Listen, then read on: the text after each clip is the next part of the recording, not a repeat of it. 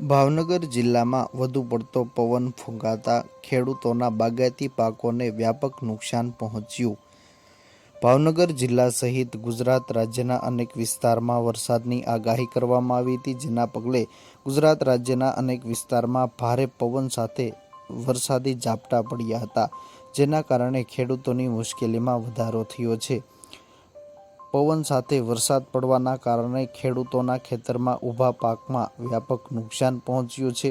ખાસ તો હાલ ઘઉં, ચણા વગેરે હાલ પાકીને તૈયાર થઈ ગયા હોય અને તે જ સમયે વરસાદ પડતા પાકોમાં વ્યાપક નુકસાન પહોંચ્યું છે. તમારું નામ? મારું નામ ખેરાળા કાંતિભાઈ કરશનભાઈ. મારું ગામ છે ભાદાઓ. પાલીતાણા તાલુકાની અંદર મોટા ભાગના બાગાયતી ખેતી થાય છે. તો બાગાયતી ખેતી થવાથી કાલ મિની વાવાઝોડું આવવાના કારણે બાગાયતને મોટા ભાગનું નુકસાન થઈ છે. કાલ હજે તો મોરની શરૂઆત થઈ છે, પાકની શરૂઆત થઈ છે. જો તમારી નજર સામે કે તમામ આંબાની અંદર નુકસાન થયેલું છે.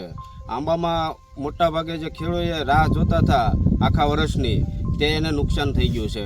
ખેડૂતને હાથમાં કાંઈ વસ્તુ રહી નથી અત્યારની સુધીની અંદર. ને પાલીતાણા તાલુકાની અંદર તમામ બાગાયતી પાકોમાં નુકસાન છે. અત્યારે નુકસાન છે એના કારણે બધો પાક હાવ 10% પણ નથી રહ્યો. 5% સાથે અત્યારે આંબાની અંદર કેરી રહી છે. બાકી બધું તમામની અંદર નુકસાન થઈ ગયું છે.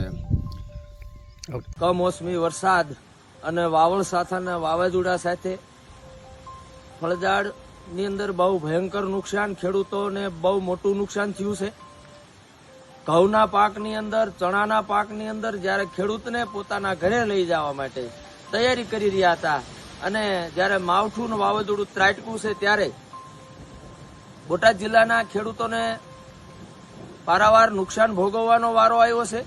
સાથોસાથ બોટાદ જિલ્લામાં આંબાના બગીચામાં, પોપૈયાના બગીચામાં, ચીકુના બગીચાની અંદર ભયંકર ઝાડ પણ ધરાશાયી થયા છે અને જે ફળ ફ્રૂટ જે કહેવાય કે એક વર્ષથી જે ખેડૂતો રાહ જોતા હતા, એ ફળ જમીનદોષ થઈ ગયા છે અને બહુ પારાવાર રીતે બહુ મોટું નુકસાન થયું છે. ખેડૂતો જણાવી રહ્યા છે કે ભારે પવનના કારણે કેરીની સાથે સાથે અનેક પ્રકારના પાકો ખેતરમાં ઢળી પડ્યા છે. સાથે સાથે પશુઓ માટેનો ઘાસચારો પણ પલળી ગયો છે અને પવન ફૂંકાવાના કારણે ખેતરમાં જ ઢળી પડ્યો છે. ખાસ કરીને આંબાના પાકમાં વ્યાપક નુકસાન પહોંચ્યું છે અને અંદાજિત 50%થી પણ વધુ કેરીનો પાક પવન ફૂંકાવાના કારણે નીચે ખરી પડ્યો છે, જેથી ખેડૂતોની મુશ્કેલીમાં વધારો થયો છે. ખેડૂતો તાત્કાલિક ધોરણે સરકાર દ્વારા સર્વે કરવામાં આવે તેવી માંગ કરી રહ્યા છે.